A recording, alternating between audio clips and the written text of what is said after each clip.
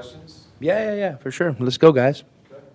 Well, how's the week been since you guys got back? It's actually been a good week and hopefully productive. The most important thing is, we stay committed to the process. And we kind of got to like detach from the emotional aspect of it and lock into the process and get back to kind of, figuring out what's made us successful. And so we just kind of really tried to, take a step back and dive into those details. What do you think have been the biggest flaws to this point? I think you could list a lot of things. I think the most important thing is to realize that, when you look across the board, when you're a great program or you're a great player, you're going to stumble from time to time, and it's really painful. And the most important thing is that you evaluate, you learn from it, and you come back stronger. And that's where we're at in the process right now. When you're talking specifics, I think you could point at a lot of things. I think we could, you kind of start Pandora's box a little bit. And to me, it's just kind of, drilling back to some of the fundamental things, the basic things that, that have made us successful in the past, and then evaluating if there's flaws in certain areas, and if there's flaws, are there adjustments we can make? And sometimes it hits hard and fast, in these tournaments. It's obviously, it hasn't been the start any of us would signed up for, but we're owning it. It's what's happened. So, the last few days have been tough, but I'm really excited, how it's starting to feel. And Obviously, you guys have given up a lot of three-point shots defensively, but how okay are you with that as long as you're maybe not giving up a lot of twos in return? Well, I don't know if you're necessarily great with either of them. The threes of, they've come in a variety of fashion, and, we got to kind of just, for one, just get back to probably playing a little bit harder and having a little bit more attentiveness and effort in some of those areas, and in trying to, make people miss a little bit more. I still think this is going to be a really good defensive team.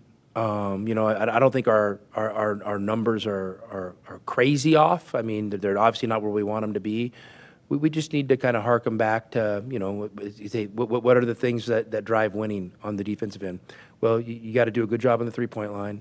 You got to protect the paint, and hopefully keep the other team off the free throw line. I think you can look back at all these games and find instances where, one of those three things has been prevalent. So we just got to get back to maybe being a little bit more consistent at all of them. Are you happy with the closeouts? Is that part of it? Yeah, for sure. There's definitely some technical things, that you can get better at, and and some of it's scheme. We got caught in a couple games where, teams, played small and pick and pop fives, and we weren't maybe quite ready as a group for some of those situations. And at the end of the day, when it feels like things aren't going your way too, it just feels like, sometimes you play, bad defense and they miss the shot. Sometimes you play good defense and they make the shot. So we just need to focus on playing good defense and then living with the result. But I think as much as any, speaking specifically to last week, it's just rebounding. I just think there was just a number of one-on-one rebounding battles that we could have been better on. We could have been tougher on. I went back and watched them on film. We were getting pushed around a little bit, and that's just not acceptable.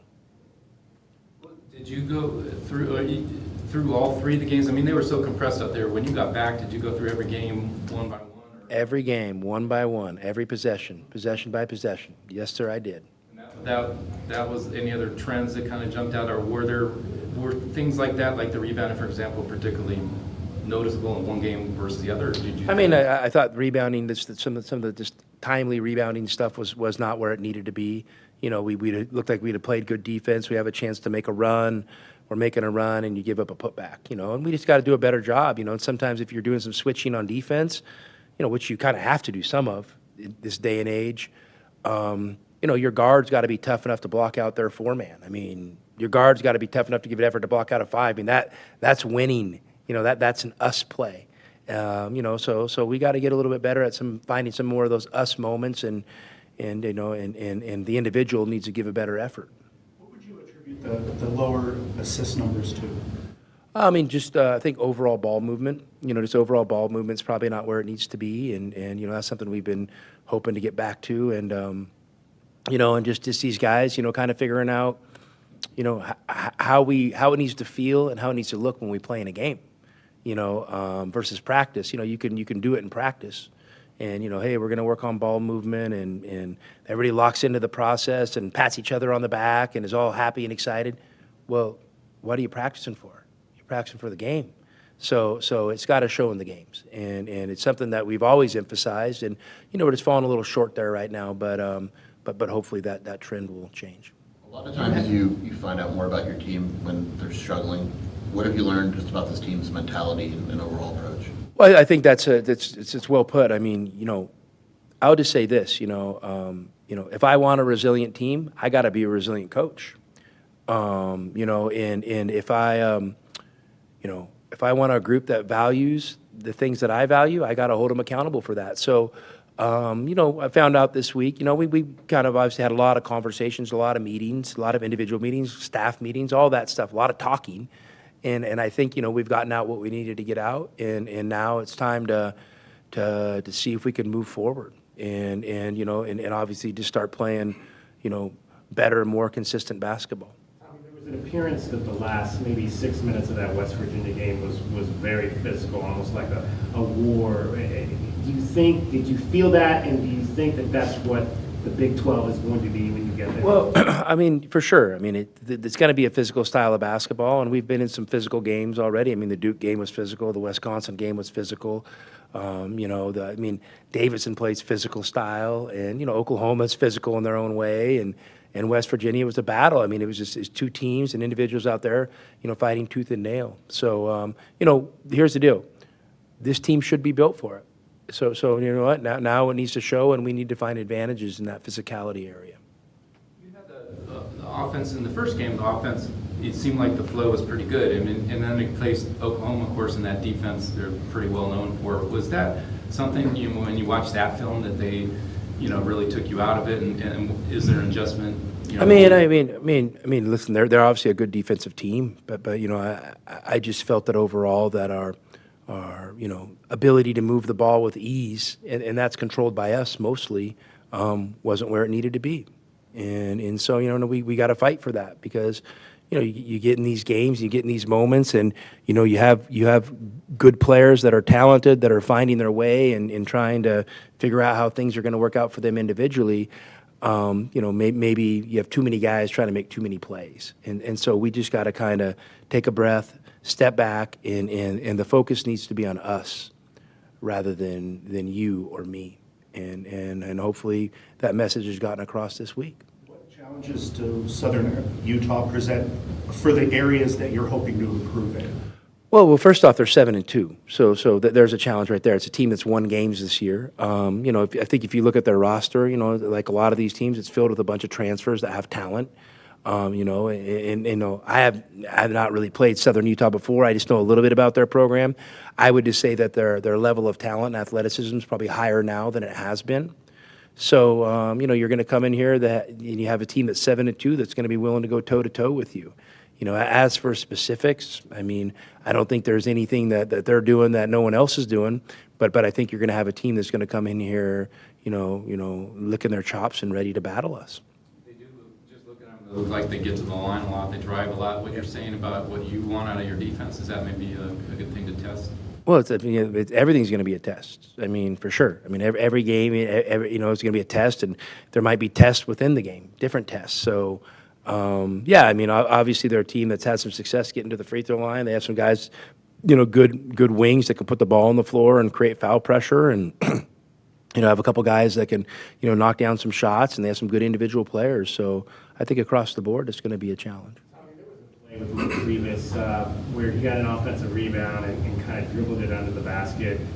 Is that just who he is, or can you teach a big man to, look, if you get a ball, an offensive rebound, go up strong and slam it home with authority? Well, so Dave, we're going to put this under the category of, a lot of people, ask questions, or have answers for tests they've never passed. You know what I mean? You and I don't know what it's like to be 7-2. You don't know what it's like to have the ball under there and have three guys on top of you. Now, in what you're saying, can his techniques get better? Absolutely, and they will. I've seen, an uptick in him in practice in the last week, and he's finally getting to the point where he's able to practice a little bit more. Hopefully, that means his rhythm gets better, his legs get under him, he builds confidence, and he plays like the player, we know he is, and I think that's coming. When you had said after the last game in Bahamas that the bigs you need more from the bigs, does that in any way possibly involve using Emmanuel, or have you made that decision that he's not going to play this year? Yeah, I mean, Emmanuel, he's even been out the last few weeks. He has a small knee issue. I mean, I don't think anything crazy, but he's been out. So no, I mean, I don't. It's right now he's not part of that solution. Practicing at all, then, or? He hasn't recently. No. Henry didn't get a lot of minutes in the second and third games. Do you see a way to get him more involved? Yeah, well, we're hopeful. I'm definitely, something. Henry's had a good fall, and you got to utilize it. And I've had conversations with Henry.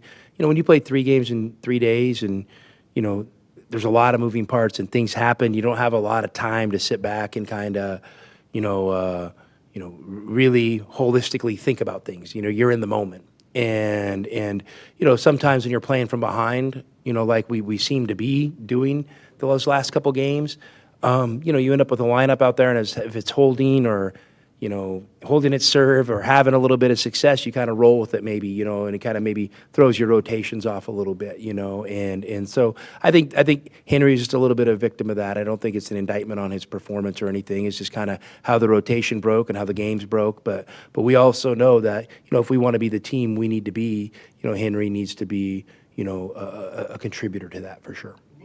What led to the renewed confidence we saw from Del Orso from the Duke game, where obviously he just seemed like maybe it was a little over his head to what we saw in experience, just this experience. I mean, sometimes you got to go through it, and he went through it. I mean, he's a guy that we believe in, and I think he's really going to help this team. And I think you guys saw some flashes of what he's capable of. You just need a little bit of experience, and hey, as a group, we're not making any excuses. Maybe our experience overall wasn't where I would hoped it would be, and so, we kind of got, knocked off track a little bit, and now we're having to fight to get back on track, which isn't a bad thing. Being challenged is not a bad thing, and it's definitely not something we're running from. I've been really fortunate in this coaching business to be around a lot of winning. Okay, I've been really fortunate in my first few years at Arizona to have a lot of winning. Guys, I'm okay. I'm built for this. I can't be a great coach if I'm only a good coach when our program's, winning. Then I'm a front runner. So I'm okay. I'm okay with where we're at. I don't love it, but I'm okay with it. And I'm gonna use this as a great learning opportunity for myself, and we're gonna use this as a defining moment for our program. I mean, that's our approach. Good time to hook up with or hang out with Mark Few over the. Yeah, we saw each other. They went through a tough. Yeah, we saw each other for sure, and we got to talk a little bit. But like I said, hey, when you're playing 3 games in 3 days, I mean, I know you get back, and Bruce, you get to go to the buffet and hang out and have Mai Tais and do all that stuff. I really don't get that luxury. I'm literally done with the game, and then you're emotional. You got to take a breath, and then you know what? Oh my God! And in 16 hours we play West Virginia. What are we gonna do? I mean, literally what it is. And you're up late. Then you get up early, and at the end of those 3 days, you're exhausted, and it takes a lot out of you. So you don't get a lot of time for any extracurriculars or anything like that, unfortunately. There aren't many of these 3 games in 3 days tournaments left. Do you think that that's something that may go away? I know. I mean, it's interesting. Yeah, it's interesting. Yeah, I know it'll be interesting. I think you have to ask yourself, when's the only other time you do that? It's a conference tournament. But here's the difference. In the conference tournament, what happens if you lose the first day? You don't play 2 more games. You're done. You go home. So the teams that what makes the conference tournament is that the teams that survive have a little bit of momentum, and they're playing for the next thing, playing for the next thing, playing for the next thing. There's no consolation bracket.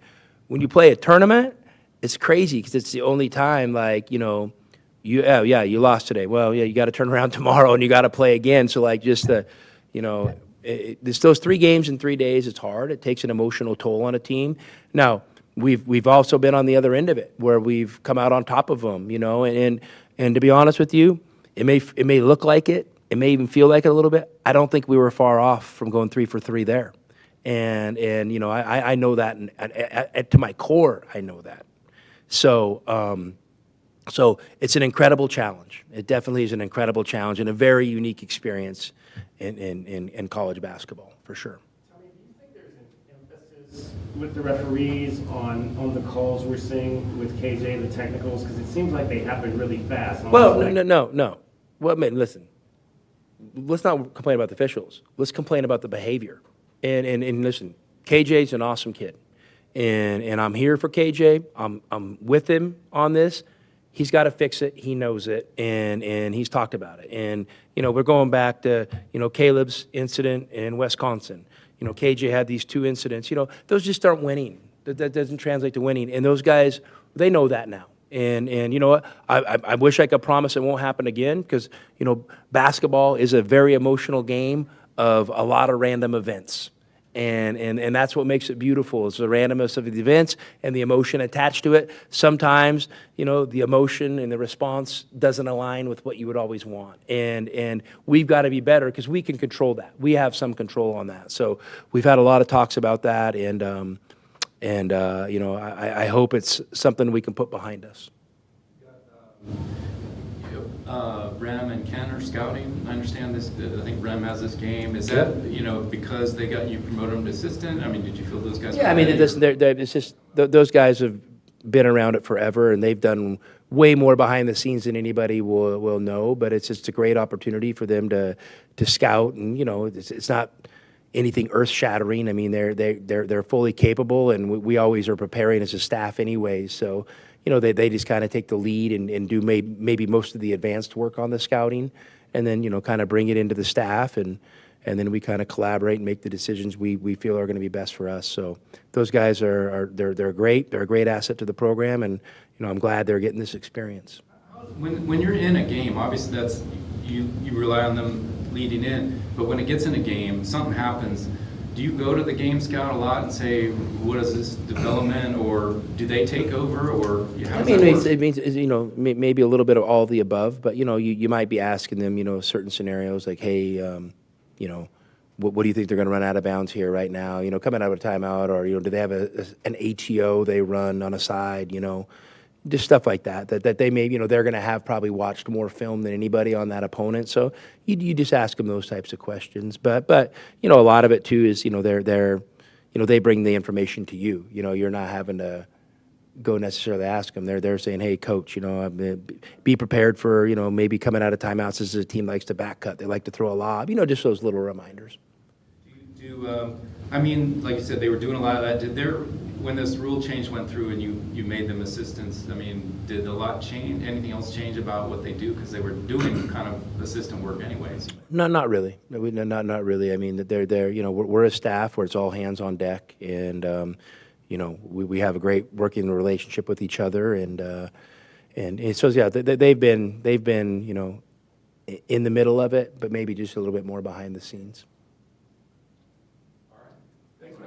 You guys are easy.